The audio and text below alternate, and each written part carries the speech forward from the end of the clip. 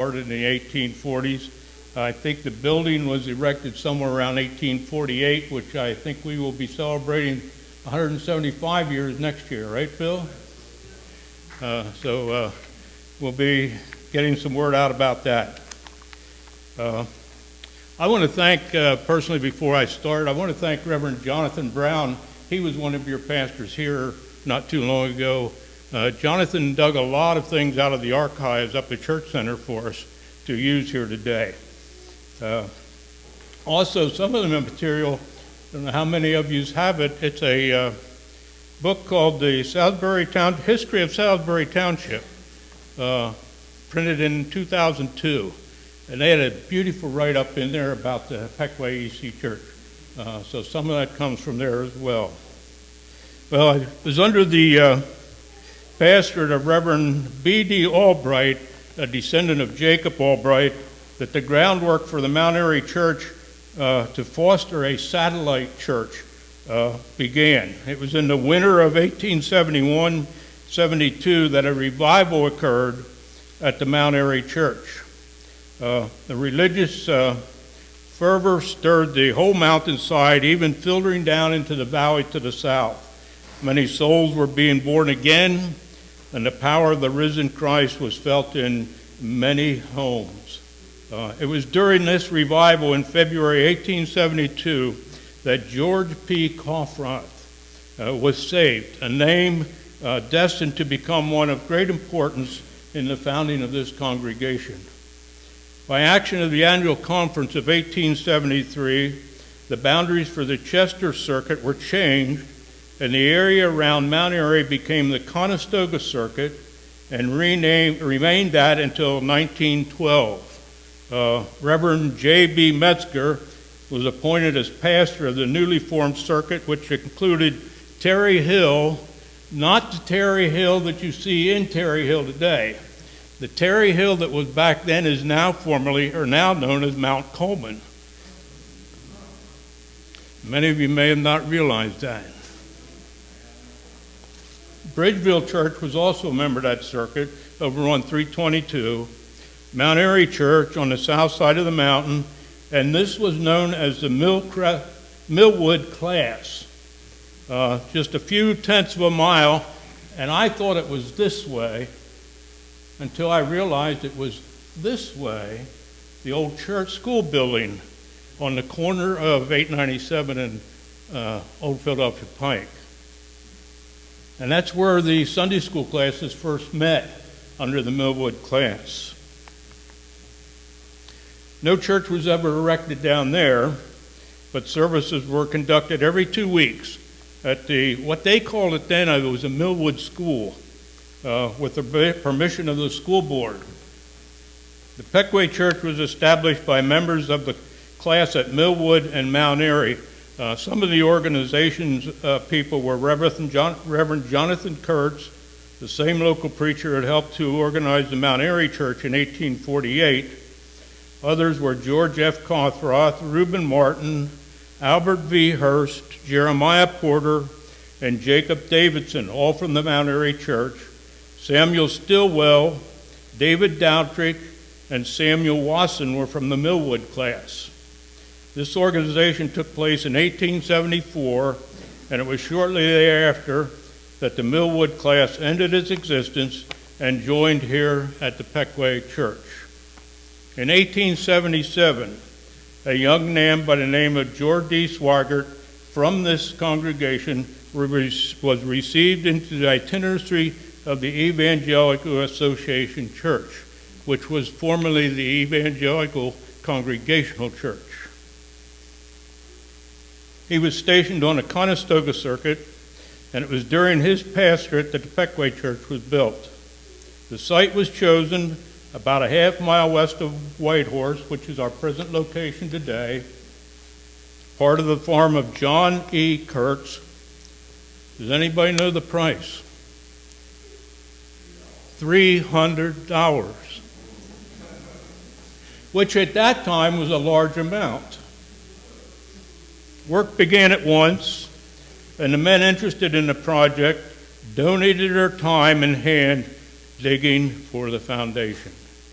Wasn't equipment moved in, it was hand dug, the foundation. On August 19, 1877, the cornerstone was laid, which held a list of the members, a copy of the records, some money, along with other items. The building, hold on to your seats. The building cost $1,900, most of which was all raised by cash. On December the 8th, 1877, the church started a Sunday school, which continued to grow through the years. As I was going through the archives, one of the things that stood out for me, and I find it a little humorous, it appeared in the New Holland Clarion in 1878, describing an unusual robbery at Whitehorse. And I'll read to you the following article as I got it from the archives. The Saturday before this date, which was July 27th, 1878, an unusual robbery took place at Whitehorse. Some individuals dug out the cornerstones of the Evangelical Methodist Church, which we imagine is the Evangelical Congregational Church. The unwelcome visitors discarded all the papers found inside the stone and took along with them only the money, a Bible, and a hymn book. This is the first incident of this kind that we have heard of, although we suppose the temptation to lay hold of money would come to individuals of a certain kind. These aren't my words. It would be hoped, now this would be my prayer, it would be hoped that the guilty party used the books they took with them, sang a few gospel hymns, and read a few verses of the Holy Bible, and that should have led them to return the stolen articles in penitence. About 1900, Ephraim Hershey, a member of the congregation, became minister and served in the Western Conference of the Evangelical Congregational Church. I find that I've gone through, there have been quite a few ministers come out of these churches here, both Mount Airy and Pequea Church down through the years. In 1908, hitching posts were built. What happened to the hitching posts? And in 1912, a major renovation occurred at the Pequea Church. The door, formerly on the north side of the church, was placed on the east side, as well as a stained glass window. And I'm assuming that's the same stained glass window that's out there today. A sliding door was added between the sanctuary and the Sunday school rooms. Other improvements in the following years were a bell tower with a new bell purchased from Michigan Bell Foundry for $90. A parsonage was purchased in 1916. The former tenants were the family of Jacob W. Martin, a harness maker, shoe repair, and barber. Talk about bivocational. The Reverend H.S. Hefner was the first minister to occupy the parsonage. In the sanctuary, a pulpit was added. The painting you see here behind me today was done by Reverend Henry Mimick in the early 1940s, along with new pews in the congregation. And while I'm looking, the painting you see on the back of the church was also done by Reverend Henry Mimick, but that one came from the Grace Evangelical Congregational Church that closed in Lancaster. Reverend Greg Dimmick, who served here, was instrumental in getting that brought here to the Pequea EC Church. Sometime in the 1920s, Jacob Albright was concerned about the German-speaking evangelical congregations, and he decided to take a risk and break away from the Evangelical Brethren and form the Evangelical Congregational Church. Both Pequea and Mount Airy churches decided to go together, and they remained that relationship until 1989. In 1973, the sanctuary was completely renovated with new lights and carpeting and a rearrangement of the pews. In 1977, the same year of the 100th anniversary celebration, the church dug a basement underneath the church for more facilities. In 1988, the vestibule was subsequently changed, a pastor's office was added, Sunday school rooms made, and additions to the basement as well. In 1989, the church under the ministry of Russell Wise took a step of faith to be a one-church charge, a step which continues to this present day. And even for many of the years, the Pequea Church served the same pastor with the Mount Airy Church. They have remained separate one-church charges. In 2003, the decision was made to assign different pastors to the two churches, which remains a practice today. Thinking back in my ministry, I recall one rather humorous instance, and it took place at the luncheon for Reverend Wise's funeral. We were in the basement of the Anchor Church with the luncheon, and the district superintendent came to me and asked me if I would consider doing Pequea and Mount Airy Church together again. And I said I would be happy to serve both of them, and he left. And after a while, a lady known to me as Harriet Wolf came up to me and said, "Pastor, we have a problem."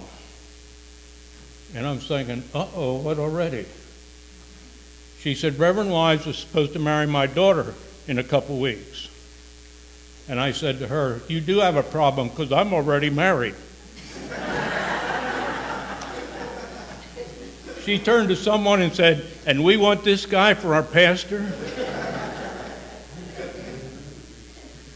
I have many fond memories of Pequea Church, and one of them is the memories of Carl Barr. Carl and I used to do some duets, and Carl did a lot of solo work here, and that'll always remain a part of my memories. I would like to share with you the following church pastors who served your churches since 1877. 1877 to 1878, Reverend G.D. Swigert. 1878 to 1881, Reverend F. Smith. 1881 to 1883, Reverend J.G. Sands. 1883 to 1887, Reverend J.C. Krause. 1887 to 1888, Reverend F.D. Geary. 1888 to 1890, Reverend Bill Schuler. 1890 to 1895, Reverend Howard Dutill. 1895 to 1898, Reverend S.P. Earsman. 1898 to 1900, Reverend I.O. Weist. 1900 to 1902, Reverend A.G. Musselman. 1902 to 1904, Reverend J.B. Earhart. 1904 to 1905, Reverend G.F. Shalm. 1905 to 1907, Reverend A.M. Swigert. 1907 to 1911, Reverend H.P. Hagner. 1911 to 1912, Reverend J.C. Rossenberger. I wonder if that's any relation to the Rossenberger that played with the Pittsburgh Steelers. 1912 to 1915, Reverend G.M.S. Kaufman. 1915 to 1917, Reverend H.S. Hefner. 1917 to 1918, Reverend H.D. Geist. 1918 to 1920, Reverend Clemens Layton. 1920 to 1923, Reverend William Whean. 1923 to 1925, Reverend A.G. Cleaver.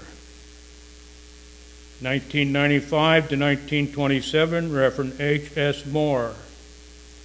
1927 to 1932, Reverend J.K. Bergman. 1932 to 1933, Reverend H.O. Weaver. 1933 to 1934, Reverend C.S. Engel.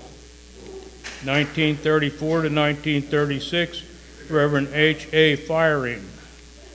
1936 to 1940, Reverend I.O. Weist. 1940 to 1946, Reverend J.J. Fosnaugh.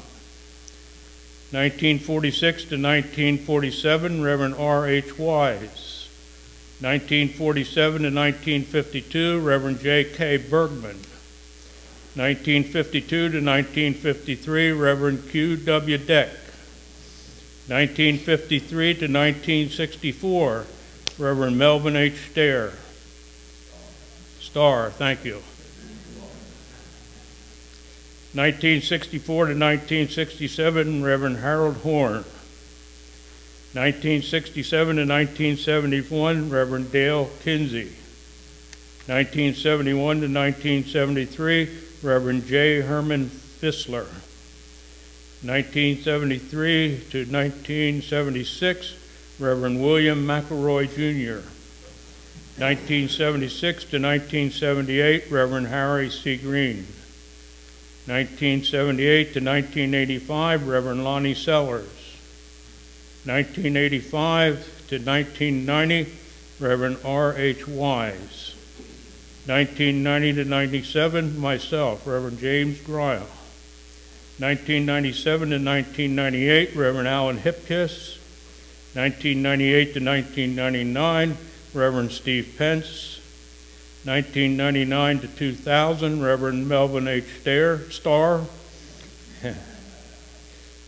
2000 to 2004, Reverend Glenn Miller. 2004 to 2015, Reverend Gregory Dimmick. 2014 to 2015, Reverend Jonathan Brown was an assistant. 2015 to 2020, Reverend Jonathan Brown. 2020 to 2021, Reverend Don Julian. And 2001 to the present, Reverend Jesse Bills. As going through there, it seems a lot of pastors, 1, 2, 3 years, every change being made.